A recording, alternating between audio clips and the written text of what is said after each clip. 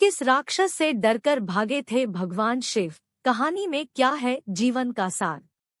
भगवान शिव के आसानी से प्रसन्न होने और वरदान देने की दर्जनों कहानियां सुनाई जाती है। ऐसे ही एक बार शिवजी एक राक्षस को वरदान देकर मुसीबत में पड़ गए थे।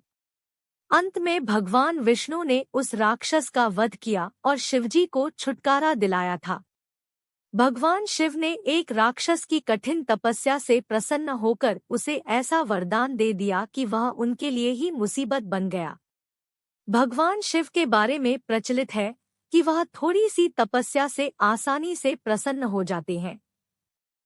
हालांकि कई ऐसे उदाहरण भी हैं जब किसी ने बड़ा वरदान पाने के लिए उनकी कठिन तपस्या भी की है।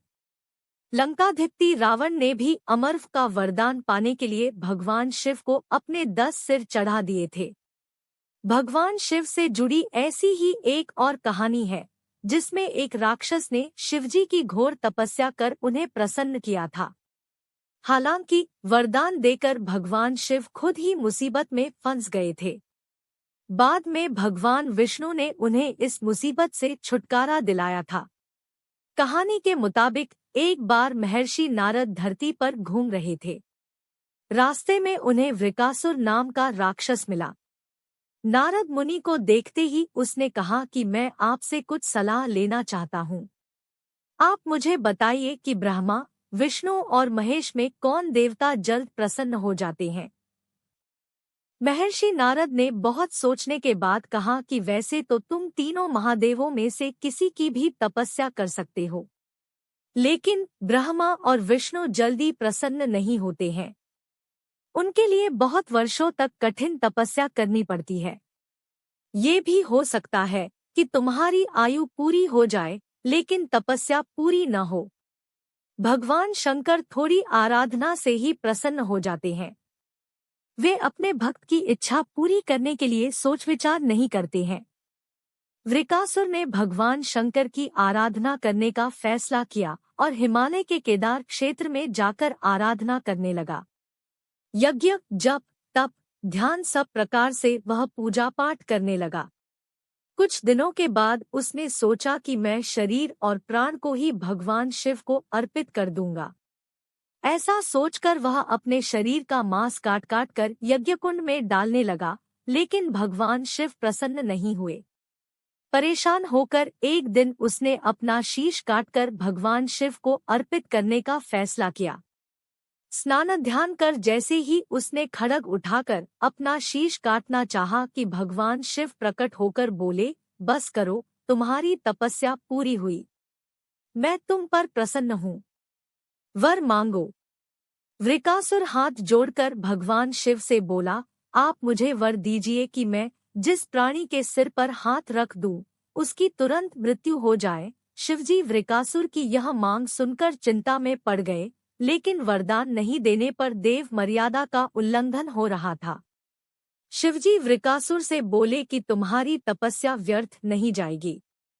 तुमने मुश्किल वरदान की कामना से तपस्या की थी, इसलिए तुम्हें तपस्या भी कठिन करनी पड़ी। जाओ, जैसा वर चाहते हो वैसा ही मिलेगा। वरदान पाते ही वृकासुर की आसुरी वृत्ति जाग गई।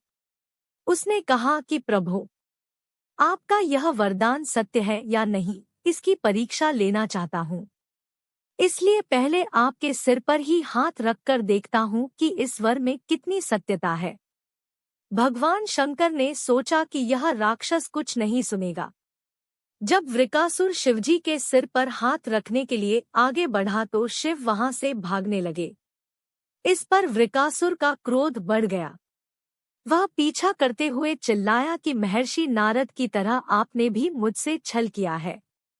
वरदान की परीक्षा से डरकर क्यों भाग रहे हो? शिवजी भूमंडल छोड़कर देवलोक तक भागते रहे और वृकासुर भी उनका पीछा करता रहा। अंत में भगवान शिव विष्णु लोक पहुंचे और विष्णु जी को अपनी परेशानी बताई। विष्णु जी ने हंसकर कहा कि कुछ भी हो, आपके वरदान की सत्यता तो सिद्ध करनी ही होगी। भगवान विष्णु ने योगमाया से एक वृद्ध तेजस्वी ब्रह्मचारी का स्वरूप बनाया और वृकासुर की ओर चल पड़े। भगवान विष्णु को जब वृकासुर आता हुआ दिखाई दिया तो उन्होंने आगे बढ़कर उसे प्रणाम किया। उन्होंने वृकासुर से कहा कि असुरराज कहाँ भागे जा रहे हैं?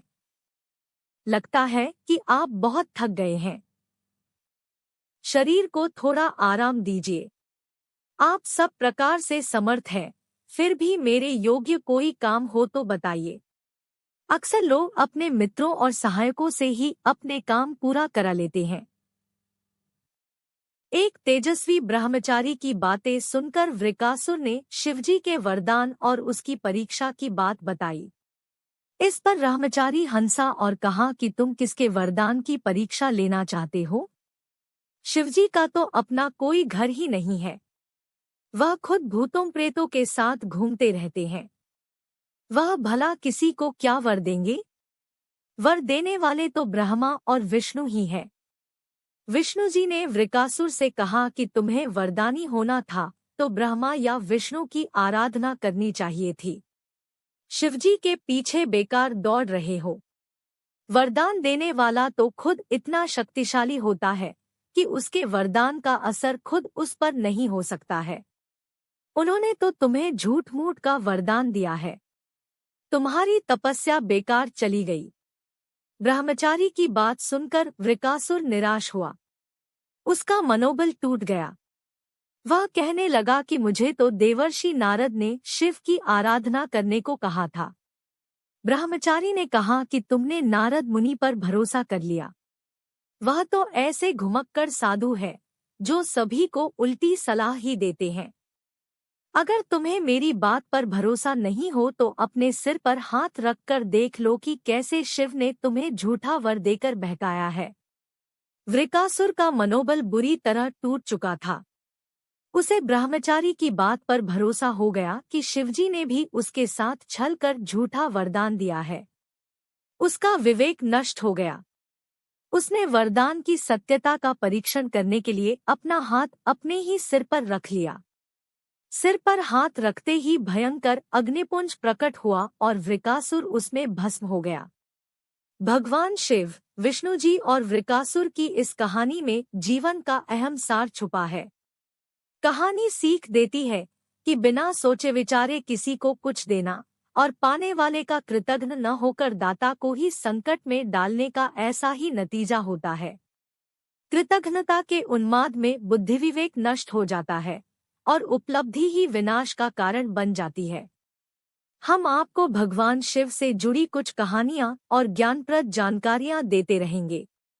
कमेंट करके जरूर बताएं वीडियो कैसा लगा। वीडियो को लाइक करें और चैनल को सब्सक्राइब जरूर करें ताकि इसी तरह की सत्य घटनाओं से संबंधित वीडियो आप तक पहुंच सके और ज्यादा से ज्यादा शेयर करें।